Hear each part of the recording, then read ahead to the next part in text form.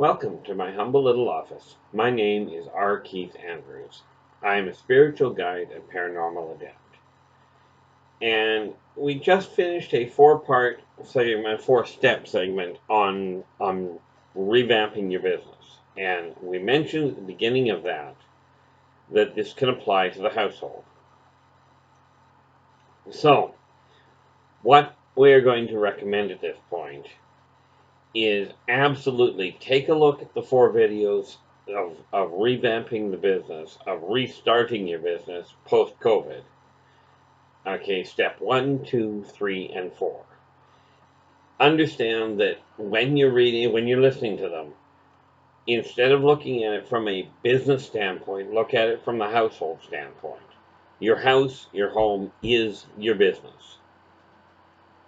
Okay, very briefly, step 1, figure out what it costs you to run your household. Rent, utilities, food, insurance, all of that.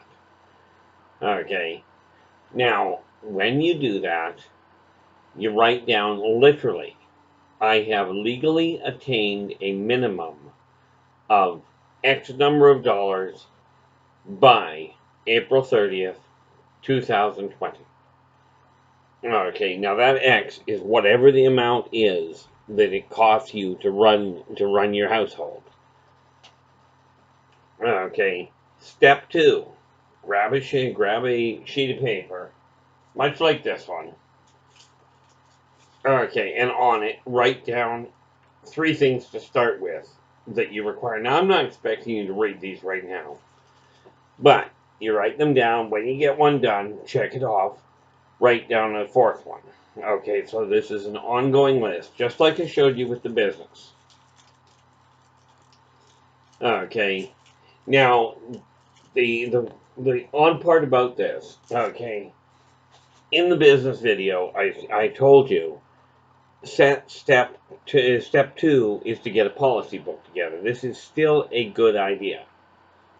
It gives you an idea of how to run your household, how to keep it running smoothly. Remember, COVID-19 has created a massive situation, but it is a once-in-a-lifetime, hopefully, situation. We've never seen it, at least in my lifetime. I'm going to be 57 in a couple of weeks here. Now, this is the first time we've seen a pandemic in my lifetime, this time. So, look at the first 4 videos, all doing with restarting your business post-COVID. Okay?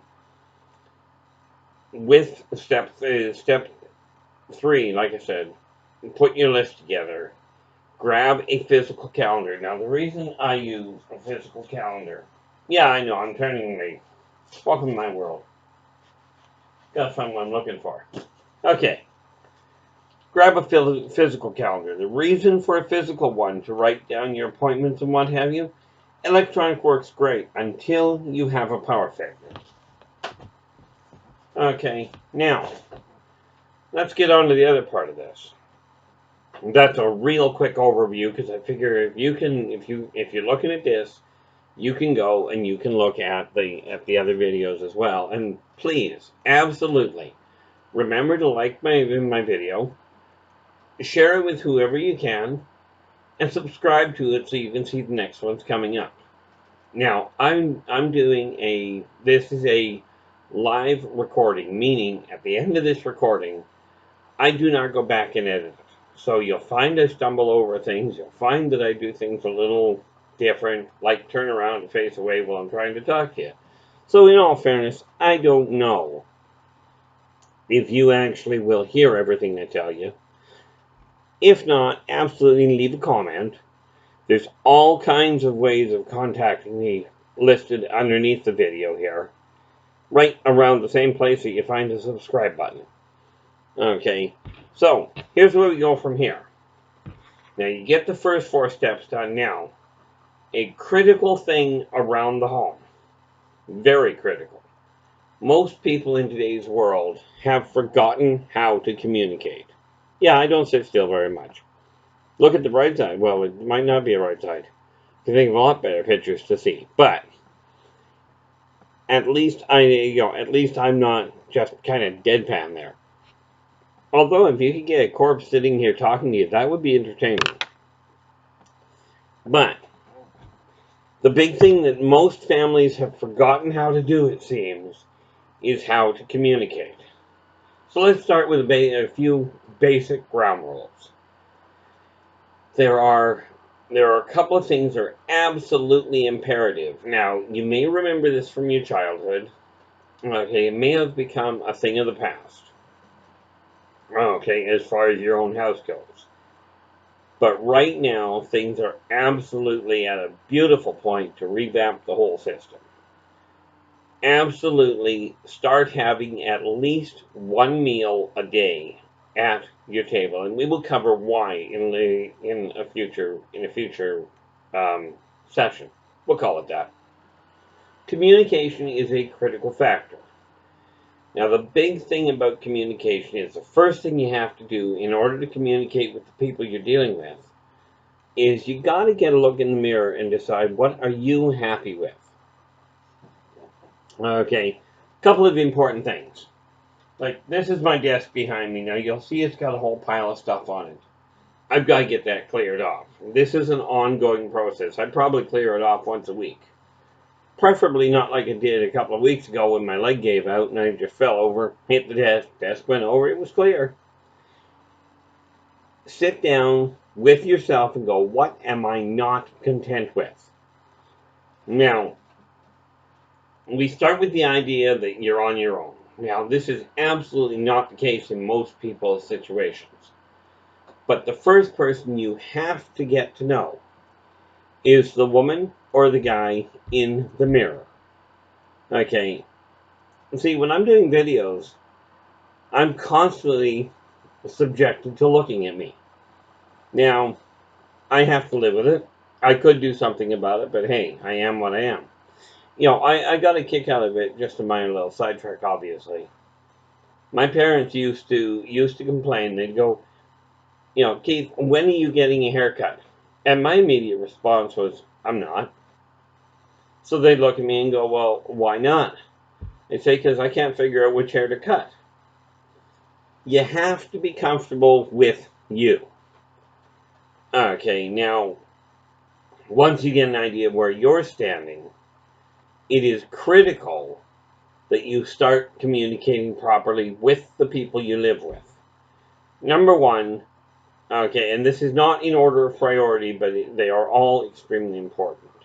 You absolutely have to be on the same page with your partner. Now, you won't see everything eye to eye. The people that tell you a relationship is all, if you will, bunnies and butterflies, frankly, that is in what they call the honeymoon stage. A relationship takes a lot of work.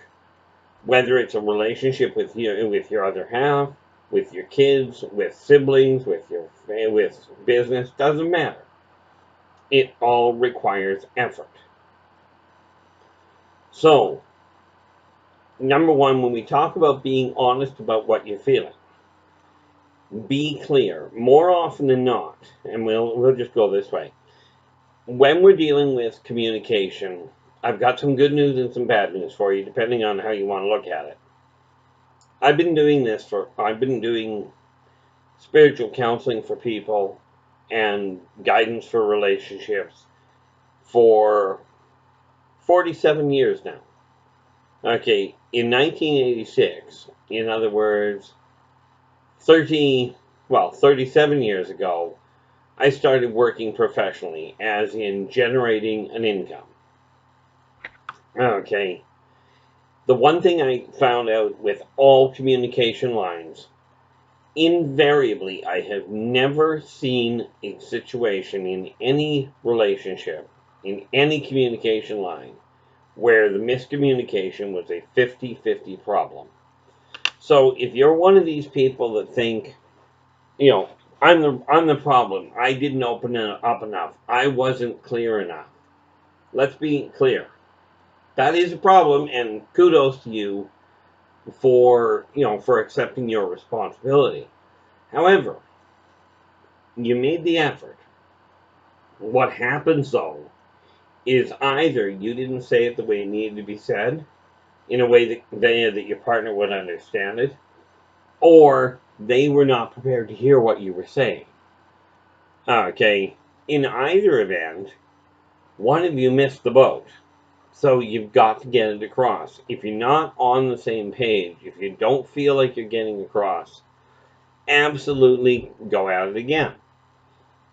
Understand it takes effort. There will be some balance points. You're not going, it was told to me one day that a discussion is an exchange of information. An argument is an exchange of ignorance. Okay, now, I don't know how you see that. I know how I see it. For me, works pretty well. Now, am I perfect? No. I have a very, very short temper a lot of the time, especially when I get frustrated. So I can tell you from firsthand experience, this does not work well.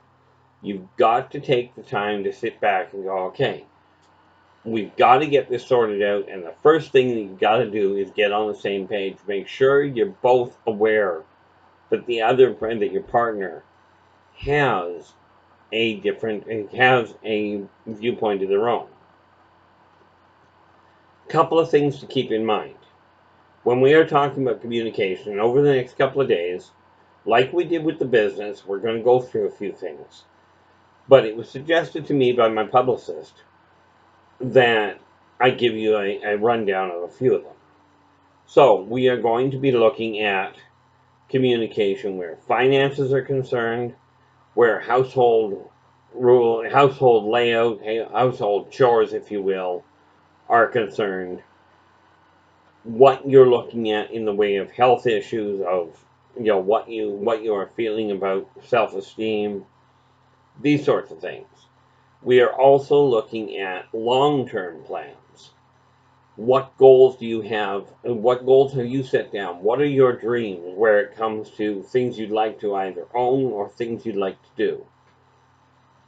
By the way, this also applies to things such as what's going on with the kids. Now, I will tell you, arguments will happen. So here's a couple of critical factors. The 3 places you never have an argument if you can avoid it. Number 1, you never ever have an argument in your bedroom. In either your bedroom or the bedroom of your kids, doesn't matter. You never have arguments in the bedroom. Reason being, from an energetic standpoint, it screws up sleeping patterns. And if we're talking about your partner, as in your wife, your husband, your boyfriend, your girlfriend, having an argument in the bedroom is an absolute mood killer. That's the first place. Number 2, never ever have an argument at the dinner table. Discussions will happen, things will get heated. Arguments you don't have there. Make an appointment, make a declaration right there. We will deal with it after dinner is cleaned up from. Okay. And then once you're done dinner and done cleaning up, go sit down and discuss whatever the complication was. The third place you do not have an argument. Coming through the front door when you're coming home. If you're the one coming home, never tear a strip off somebody as you're coming through the door. If you're at home and somebody's coming through the door, never tear a strip off them as they're coming through the door. Always give it a minimum half hour, preferably an hour, before discussing anything of a negative nature. The reason being, if you're tearing a strip off as you're coming through the door or as they are, nobody wants to see you come home.